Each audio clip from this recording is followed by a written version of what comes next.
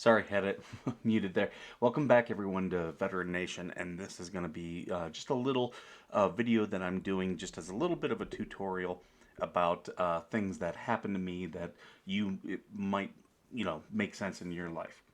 If you're a veteran or know a family member of a veteran or a friend of a veteran and they're struggling, this video is going to be a little bit of a way where you can help them. Me doing this show for the last couple of years, I get a lot of veterans who reach out to me. Um, a lot of them are not ready to share their story on the show, so that's why they haven't been highlighted as much. But it's still important the things that they go through. Now, if a veteran reaches out to you, the first thing that you need to know, and this is a lot like how a lot of women say men are. Do not try to solve their problems. What they're most times what they're doing initially is just trying to find someone to listen. When you deal with things like PTSD and generalized anxiety, that's that's what they need more than anything else. So don't try to solve the problems. Try to listen, validate what they're saying. Say things like, oh, I definitely understand that, or I understand that this can be really difficult, or repeat back to what I hear you saying is this, because by doing that, what you're doing is validating what they're going through, and that's what they need the most. Especially if they're coming from something like some type of situation where it's abusive, then they need that validation to know that they've probably been gaslit or told that their feelings don't matter. So by validating, you're telling them that your feelings 100% matter. So that's the first thing. Don't try to solve, just be a friend there to listen. That's what they generally need. Then after you've calmed them down, and if they're suicidal, try to get them out of that headspace. Ask them questions about where they're at. Now, I'm on the Battle Buddies app here. I'll put the thing. I'm a mentor on there. This is a really great resource. You can always tell them to go there. This is specifically for veterans, and we're expanding it to their family members. It's run by a nonprofit called You Matter Not Alone, and really great people over there. So send them to the app. But find out where they're at, because you don't know if they actually have a plan to hurt themselves. I'm imagining this a friend be like, "Hey, are you home right now? I might try to get over there. Even if you can't, at least you know where you could send emergency services." Um, and just kind of ask them. Be like, "Hey, describe some of the things around you." That's a really good way to get them out of their head, to get them out of their emotions, to bring those emotions down. Just ask them if if they have kids, be like, "Oh, hey, did your kids have their soccer game? Tell me about it." Things like that, because what you're doing is you're calming things down. You're getting them to stop thinking and dwelling on those emotions. For me, when I have a PTSD attack, my brain starts going 1,000 miles an hour. It's a survival mechanism, and what it's trying to do is find a way to survive. Uh, Luckily, I've worked on mine, so I have a PTSD plan. So when I have an attack, I immediately go into my plan. I'll talk to someone that's going to get me out of my headspace. Someone who I know has gone through what I've gone through. Um, the other thing I'll tell you, as you're dealing with people, and I really don't like the word triggering, but a lot of this can be triggering. If you're someone, when a lot of these veterans reach out to me, there's been times where their stories are so close to mine that it causes me an attack, or at least causes me to be heightened. I guess that's what I like more than triggering is heightened, because you relive those emotions. That's why I have such a problem with the VA, because the VA likes to switch your doctor, switch your therapist, do all these things. Then you got to sit there again and you have to relive the trauma yet again. And the VA is really good for doing that. I have yet to find someone who's maintained the same therapist for over a couple years. Some veterans, when they get a good therapist, they try to hold on to them as much as possible, but the VA does try to switch them out all the time, and that's happened to me. Um, so yeah, you want to make sure that you're in a calm space as well.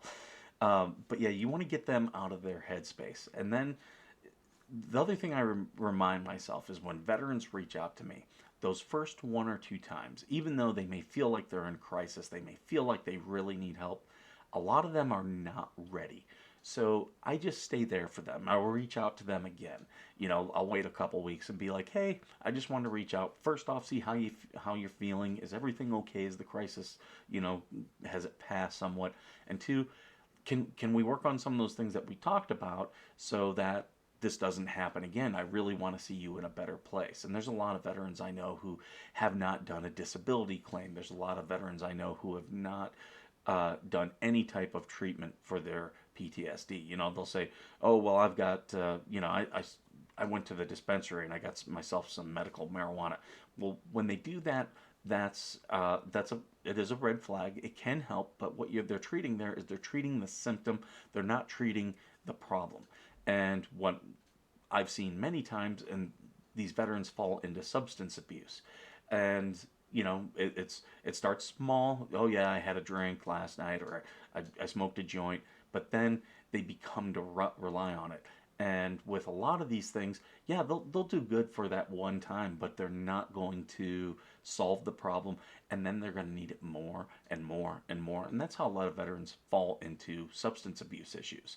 So I don't recommend medicating except for in a very short time frame. Like there's been times where I've done my whole PTSD plan and it doesn't shake, and I'm like, okay, and I'll tell somebody, hey, I'm gonna do this, but it's only to alleviate these symptoms. I understand that this is not a permanent solution, but I'm just gonna do it for right now. So be very observant of people who have substance as part of their PTSD plan, because it's not a good long-term plan. And you want to get them into long-term care. You want to work on this. I've been working on mine for well over 6 years. I first saw a therapist in 2013 while I was active duty, and I thank God that I did, because I think I'm very far along my PTSD plan, or my PTSD treatment, that now I'll get things, but it does not affect me the way it used to, and the world doesn't feel as you know big, and me feel as small. I know, hey, I can do some things today that's going to help me for next week. And that's what it's all about. Just doing those little things just to improve their lives. And that's what, a lot of veterans, they'll be like, well, when I talk to them, I'll be like, well, have you done a disability claim? And they'll be like, what do I need a disability claim? This is the problem. Well, what happens is a lot of those problems they have, they build up, they snowball. And, not having money or not having treatment are big things. Well, getting them disability compensation, or getting them to a high enough disability level where now their health care or their family's health care is paid for by the VA, those are all very key things. The other thing, I keep a running list of resources as well. I understand most people are not going to do that. You can reach out to us through the show. We're on Twitter, we're on Instagram. You can reach out to us there. We're on True Social, um, which I have them all right down here in the scrolling bar. So definitely reach out to us if you need help. The Battle Buddies app, here I'll put their thing back up again. The Battle Buddies app, this is another great resource. All of us mentors with the Battle Buddies app, we all have a list of resources, and we also have counselors there. That's what's great about that. There's doctors and counselors with that app. So when you're talking to someone and they need help, they'll be talking to a mentor like myself, someone who's been through it, who understands it, someone who, most times we're a veteran, so they can talk to us very, very openly, because veterans are used to being direct and open. But as us as mentors, if this is someone who needs further help, we can get them immediately in contact with a doctor or a therapist. So it's a very helpful app. I also will tell people, to use the Veterans Crisis Line and the National Suicide Hotline. Those are two really great uh, resources as well.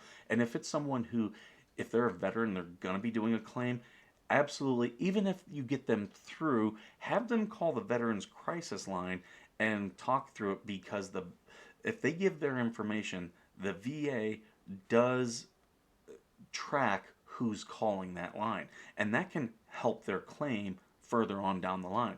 Now, I got the number here. If you're referring them to the Veterans Crisis Line, it's 988, and then when it picks up, you press the number 1. That will get you to the veteran side of things. If they're not a veteran, just have them stay on the line, and it connects them with the National Suicide Hotline. But with all these things, they can get a lot of really good help. But just be there, be someone to listen. Don't be one to solve their problems. Don't be one to add on to their problems. That as well. Don't be like, well, you didn't get help. It's the first step is reaching out. Reach out, listen, follow up with them, let them reach out to you again, and just, you don't say, well, didn't do this. Just say, hey, I'm just going to remind you that there are these resources out there. If you want me to go with you to them, or contact them with you, I'm here to help you. You're not alone. We're gonna get through this together. Because a lot of times they're feeling scared. They don't want to reach out to these things because they don't know what the next step is gonna be. You have to be there to say, this next step is gonna be better, and we're gonna do it together. So that always are really good things to help. Feel free, if you have anything or any questions or comments, please leave them in the comments of this video. As always, like and subscribe. Share this to a lot of other people, because we got to get the word out.